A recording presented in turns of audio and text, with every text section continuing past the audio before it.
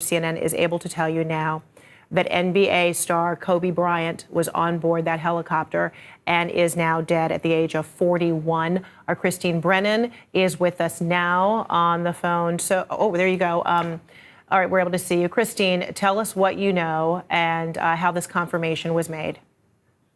Fred, this is tragic and terrible news. And as people are hearing this news, now confirmed by CNN and other news organizations, it is hitting them as just one of the most unthinkable things you could have here.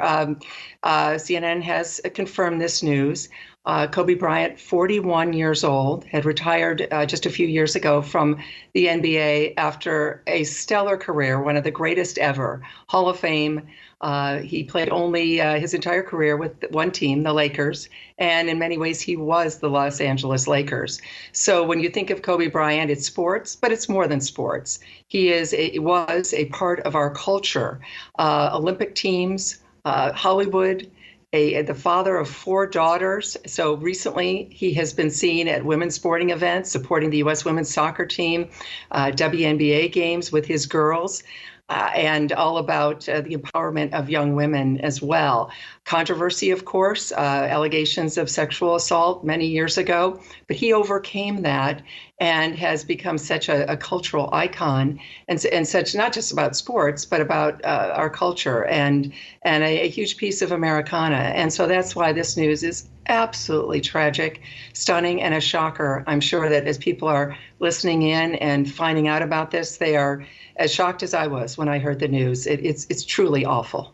Oh, it is heartbreaking, and to see these beautiful images of he and his wife, Vanessa, and their 4 daughters. And one of his most recent projects, I mean, this NBA star, had also started this children's, book program and was branching out into, animation, cartoons, as an educational tool for kids. He was very conscientious, Christine, of the power of his celebrity and taking it beyond, his 5 NBA championship title, perimeter, but making it much more broad and affecting a lot of people.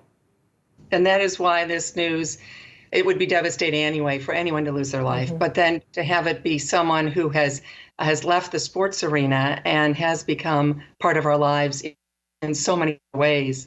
The Academy Awards. You mentioned his work in movies, his work in animation, his work with children's books.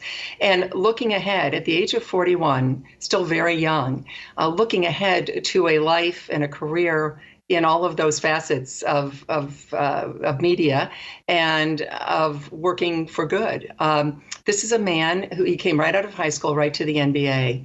And has been one of those names and one of those people that has been around us for a very long time.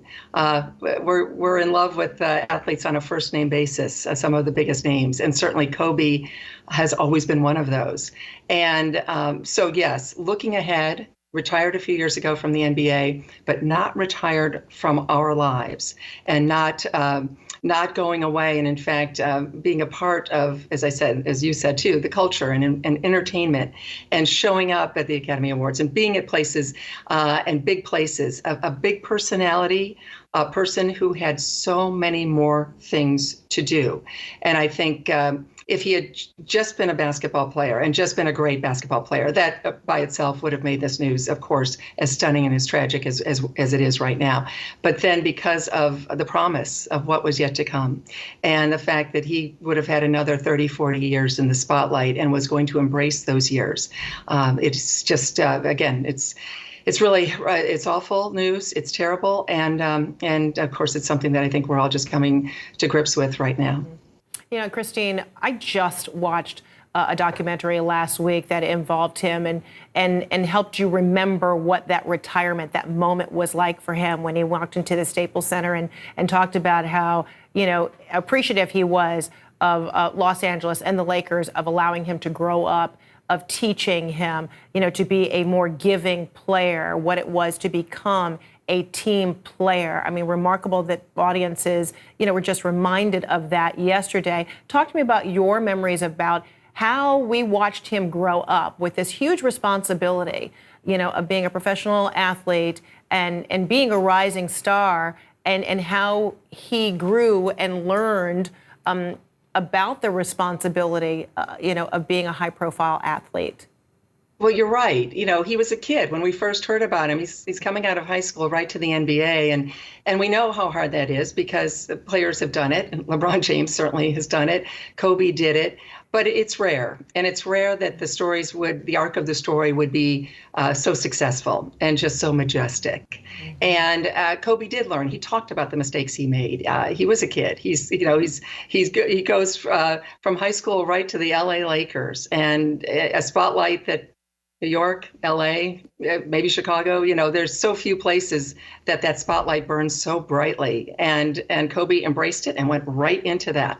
And of course, there were issues. And well, it seems terrible to mention at this moment of his death that we're talking about the sexual assault allegations, the trial. That was a terrible moment, and that was not good.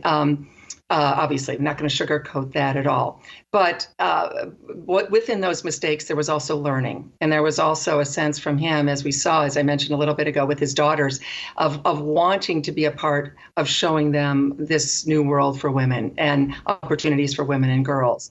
And so as you look at the arc of his life and his career, and you look at how he's grown and became just a stalwart in our culture, in the community, and as I said, the things that could have been coming forward over the next 20, 30 years in his life. I mean, that is, the tragedy is losing him, what he has done, the history of Kobe, Hall of Fame, one of the great names in sports and one of the great performers ever in the NBA and throughout sports, but also the promise of what he could do in our culture moving forward. Even though he was retired, there was so much more yet to come for as Kobe. a 41-year-old man, still a very young man who could continue to make an impact and still will, I'm sure, even posthumously. Christine, thank you so much.